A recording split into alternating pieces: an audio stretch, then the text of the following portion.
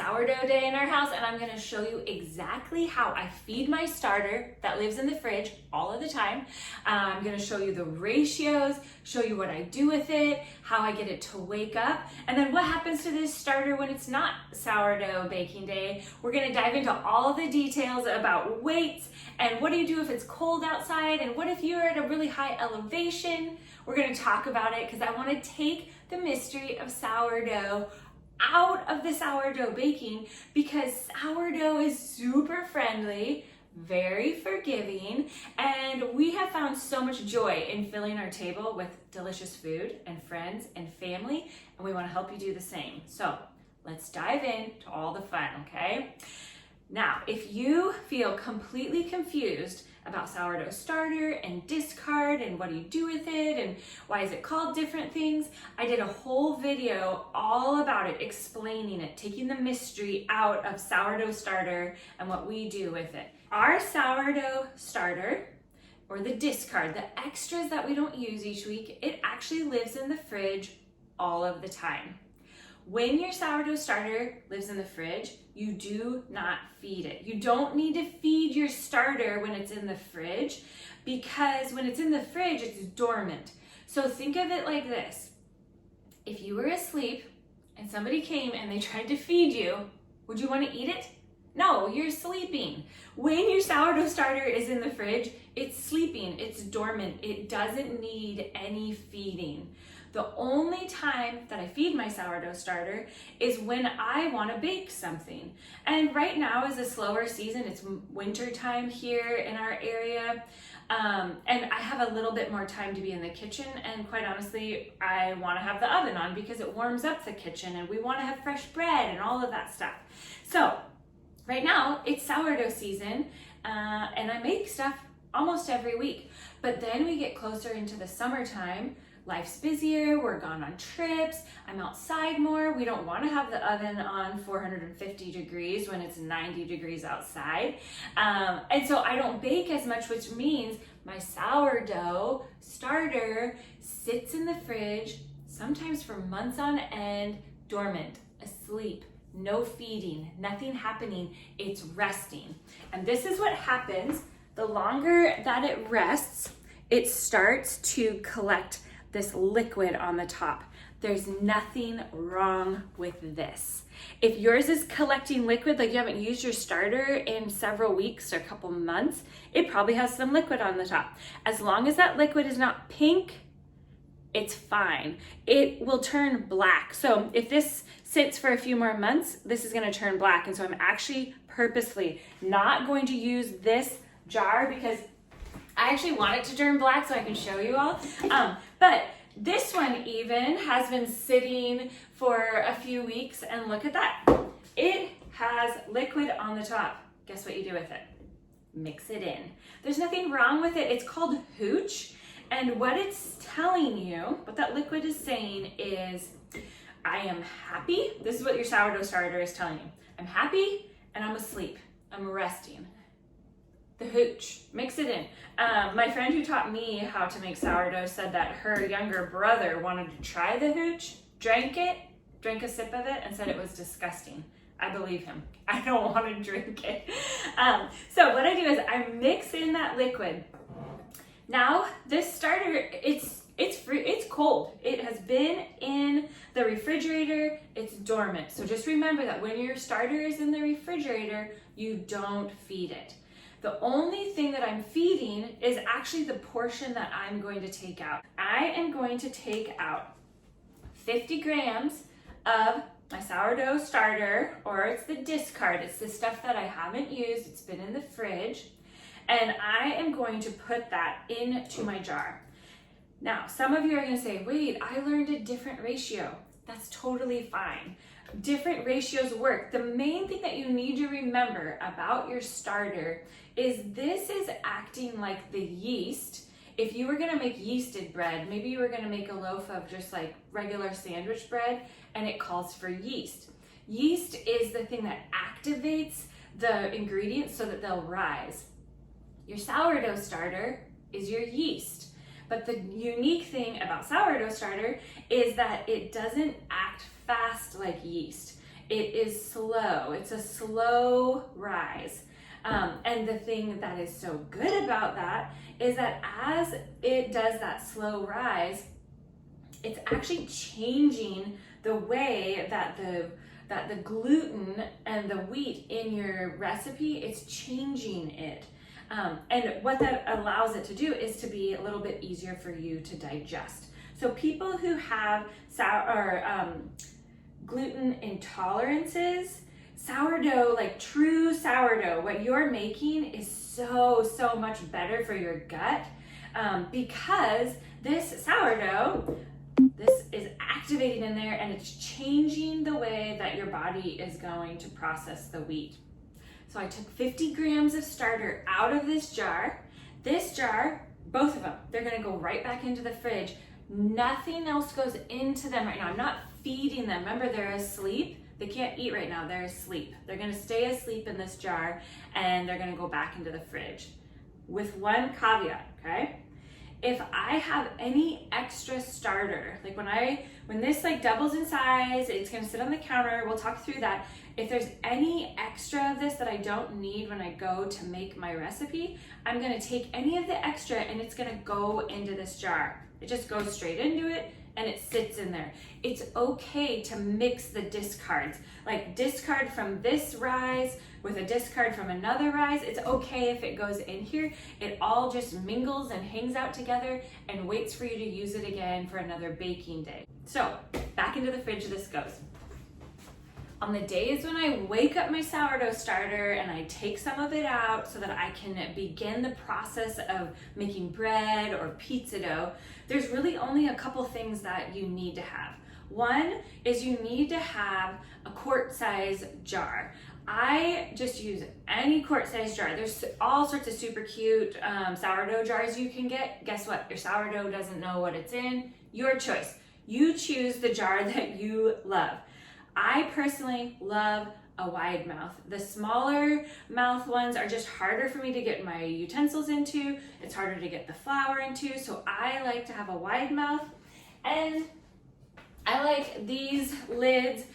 They have them in like a non-BPA plastic, and then there's also this metal, but it's all one piece. That's my preference because you're not worrying about separate pieces. I'll put some links down below to the lids that I like. And the other thing that you have to have, it's really pretty much impossible to do sourdough without a scale. I don't suggest that you use any recipes that are calling for like cups or tablespoons, because flour is a tricky ingredient to measure. And sourdough is just so much easier to make if you can just go off of a scale and do grams. So I also put a link below with the scale that we like to use. It's awesome. I charge it like once every couple months, and it lives in our kitchen and I can move it around and use it anywhere. It's rechargeable, which is super cool. Other than that, you need some kind of way to get flour in and water in. That can be anything. And then you need a long spatula type spoon to stir. This is my favorite spatula. I put the link below so that you can find that as well. But the main thing that you might not have in your kitchen if you're just starting with sourdough is the scale. So make sure you get a scale. It will make all of the recipes so much easier. Now I'm gonna bring you over here so you can look down on what I'm doing, because I want to show you a couple things about the scale. So I turn my scale on. You can see the numbers are all going crazy. My jar already has 50 grams of the sourdough starter in there. It had already remembered that weight from when I did it a little bit earlier. Now what I'm gonna do is, you can see this button right here, T-A-R-E. It's called to tare the scale. And you're going to push that and it zeroes it out. The reason why that is easier is because then you can see exactly where you're at in terms of the weight that you're wanting, and you don't have to remember or add numbers. But right now what my goal is I'm going up to 200. Now my water is see, I got a little bit too much. Don't worry about it. Just pour out a little bit. Yes, of course, some of the sourdough starter, original starter, is gonna come out, but that's okay. It's very forgiving. It's okay if you have to go back and forth a little bit. Okay, I got to 200. Oh, I'm over. We're not gonna worry about 2 grams. Now, one thing to remember when you are working with your scale, you can hit this unit button and it will change to ounces or kilograms or pounds and ounces, milliliters. Now we're back to grams. That's the measurement that you're gonna see in almost every recipe is grams. And so make sure that your scale is on grams. Now, we have our water in there and we're gonna do just a little tiny mixeroo with our rubber spatula, get that initial starter mixed up in there. And now we're gonna add in our 200 grams of our flour. I like to use the organic, unbleached flour. That's what our family loves the best. If you're choosing to go with rye or whole wheat, you will need to find some different measurements. It changes the ratios a bit when you change the flour. Now, here is one of the reasons why I absolutely love using the scale, because flour acts different. If it has settled, you can get a whole lot more flour into one little cup. If it's all fluffed up, it will take less space. And so using the scale allows you to ensure that you are putting in the same amount each time. And it's good when you can have those like constants that you're working with, because otherwise it's really hard to figure out, like, did I add more flour that time? Was it not as moist? Like, there's so many variables to baking that you want to keep at least the measurement part of it as consistent as possible. And so as I get a little bit closer to that 200 mark, I just go slower so I don't have to pull any out of there. Boom, there we go. Now we're gonna give this a stir and let's talk about what we're gonna do with this next. We have all the goodness in here now. I give it a little mix. Don't worry if it isn't mixed up perfectly. It can be lumpy and clumpy and it's fine. The main thing that you want to make sure is that that initial sourdough starter that you put in there from the fridge, or maybe you had yours on the counter and you've been feeding it consistently, I just want you to know you don't have to do that. Your starter is going to be just fine being in the fridge, being dormant, going to sleep for a little bit, and then you take it out to wake it up when you have time. Because here is what I know, is that if I can't, if it's not sustainable, then I'm not gonna keep doing it. And for me in our life, it's just not sustainable for me to have to think about the sourdough starter every single day of the week. And did I feed it? And oh my goodness, what's happening with it? So ours lives in the fridge. Our son Parker named it Nigel. Our sourdough starter is called Nigel, and he comes out of the fridge about once a week, at least in the wintertime, and that's when we wake him up and he helps us make all sorts of deliciousness. So here we go. It's all lumpy, clumpy, and you can see that it fills up about half of this quart-sized jar. When it has hit its peak activation, it's going to be almost overflowing this jar. And that's my goal. I want it to be almost overflowing, because the recipe that I'm gonna make for our dough, for our bread loaves, and for our pizza calls for almost this entire jar of starter. So that's part of why I do such big ratios. 50 grams of starter to 200 grams of water and 200 grams of flour ends up giving me about 380 grams of activated starter, which is what I need for those recipes. And that's why it's really important to keep in mind, what is the end goal of what you're doing with your starter? If you don't have a big family or you're not feeding a bunch of people, you don't need to make this much starter. Cut it in half. Only do 25 grams of the starter to 100 grams of water and 100 grams of flour. That will give you enough activated starter to make one good size bread loaf. So now what do we do with this? We have it all mixed up. What happens now? I like to feed it. There's 2 different times that I like to feed my starter. One is in the morning when I have breakfast around 8 a.m.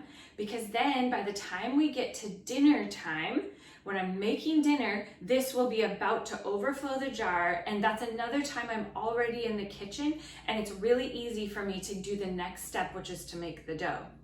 Or if I am not gonna have time at dinner time to make the dough, I feed the starter at night, right before I go to bed, and it sits out on a plate. I always put it on a plate just in case it overflows. It's way easier to clean this plate than it is to scrape up dried sourdough from your counter. And so put it on a plate. If you're gonna feed it at night, feed it right before you go to bed, and then when you get up in the morning, it should be really close to overflowing, and you will be ready to make the dough, which is the next step. So a tip for you when you're planning out when you're gonna feed your starter, it doesn't take very much time to feed your starter. That's actually probably the easiest part of this whole process. But once you feed that starter, you need to keep in mind that, okay, in the winter time, because it's not as warm in our house, in about 8 to 10 hours, this starter is gonna be ready for me to do something with it. I'm gonna need to make some kind of dough with it. So this is where you can like go backwards in your planning. When do you have time to make the dough? Let's say you have time on Monday night to make the dough, then feed your starter on Monday morning. Or you have time Tuesday morning to make the dough, feed your starter on Monday night. Does that make sense? If not, leave a comment. Let's figure out what's going to be the best time for you to feed it. Because if you don't have time to make something with this activated starter, what's going to happen is it's going to get to its peak activation and it's overflowing the jar. And then you are looking at it thinking, oh my word, I don't have time to feed it, or I don't have time to bake with it or make dough with it. And so then the starter starts to deflate. Down it goes. It's okay, it's not dead. Nothing's actually wrong with it, except once it begins to deflate, that's when it's no longer activated enough for you to make your dough. And so you don't want to feed your starter if you aren't going to have time to make the dough in 8 to 10 hours. This is why I only feed our starter on the days when I know I'm gonna have time to make the dough, because that part of the process I need to be available to do. Once we make the dough can sit in your fridge for days. You don't have to bake it right away. You don't have to shape it. You don't have to do anything with it. It can literally proof in your fridge for up to 10 days. I've left mine in the fridge for 10 days and it still made the most delicious loaf of bread at the end of that 10 days. So just know, think of it this way. I'm only gonna feed my starter if I also have time to make the dough in 8 to 10 hours. Now here's a few caveats to that. If it is summertime, this starter is going to activate way faster. It won't take 8 to 10 hours. Like when it's really warm out, the air changes. The air everywhere is warmer. In our house, it's warmer. And so this activation period is usually only like maybe 4 hours at the most. So it's really good to make sourdough consistently, not every week, but maybe a couple times a month, because you are then slowly getting used to, oh, it's activating faster because the weather is warmer. So let's say you live in a warm climate now. Maybe you live in Florida and it is warm there already.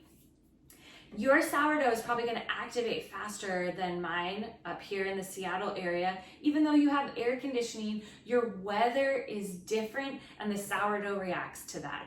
So if you are in a warmer climate right now, I encourage you to check your sourdough after the starter after about 4 hours so that you can see what's it doing. Has it doubled in size? If it hasn't doubled in size, you're like, okay, it can keep going. The other thing that really does affect the starter is altitude, which I know is kind of crazy, but this is reacting to its environment. And so we are sea level. Like when I look out my front window, I'm looking at salt water, quite literally sea level. If you are up higher, the thing that's going to happen for you is that even if it's not warm where you live, if you are a higher elevation, your sourdough will also activate faster. Crazy. It's so cool how it works. So just know that There's not an exact recipe to sourdough because depending on your environment, it changes the way that it reacts. But you get to be the one in charge of this experiment, and you get to watch it. So maybe the first time that you're feeding it, do it on a day when you have some availability to go and check on it so you can see what is it doing. Now, if you need to get yours to wake up faster, maybe it just is not rising, like your house is cool. My house is kind of cold right now. I'm gonna show you a trick. I know this seems crazy, but it works. I do this when I'm proofing our bread as well. I'll share more about that in the next video. But if you just turn the light on in your oven, only the light, that's all you're turning on. I know it doesn't seem like it would put off very much heat, but that light in there, in this closed environment, makes this like really, really lovely spot for your sourdough starter to proof. But keep it on a plate. And this is a massive, massive thing to remember. Don't close this down. Like, don't screw the lid onto your jar really tight. There's all of this amazing gas that's happening in there, and you want that to be able to escape. So I just loosely set the lid on. It goes on the plate just in case it overflows. Only the light is on, and I'm actually gonna put a sign right here that reminds everybody that the sourdough is in there so that nobody accidentally turns the oven on. We got a great question that said, I've been doing sourdough, it's been doing fine, and all of a sudden it's not doing well anymore. There's lots of different factors that could be going into that, but one of them might literally just be that the weather's colder because it's winter time, which means your sourdough starter would activate slower. It also means that your bread would rise or proof slower. So if you've been doing sourdough and it's been warm and then all of a sudden it got cold outside, the temperature outside got cold, and you're like, what's going on? Why is my bread not working? Give your sourdough starter and your bread while it's proofing more time to proof, and also make sure that you put it in a spot that's warm. Just like I showed you, you could put it in the oven with the light on. If you don't want to do that, you're afraid somebody's going to turn it on, put your sourdough starter, find the warmest spot in your house. Maybe it's sitting on a vent or by a vent. We have a wood burning stove. Sometimes I put the starter by the wood burning stove, not on it, but near it, so that it's in this really warm environment. You can put a towel in the dryer and let it get really hot and warm in the dryer and wrap that around your jar. But just remember, put a plate under it just in case it overflows. And that's how we feed our sourdough starter. Honestly, once you get used to the process, it's gonna take you maybe 5 minutes to do it. And then that starter just sits on the counter. It does its thing. You can go about your day. You don't even have to think about it, except remember to come back and use it once it's fully activated. Once it's hit that peak activation, which for the ratios that I gave you, it will fill that quart jar up completely. Once it's completely filled up, that's when we get to make the dough. And I'll be sure to bring you back into the kitchen with me when we're making our pizza dough and our bread, and we're so happy to answer your questions. It actually helps me know, oh, let's talk about that. So put your questions in the comments below, hit subscribe. We're so glad you're here doing life with us. We love sharing our table and kitchen with you.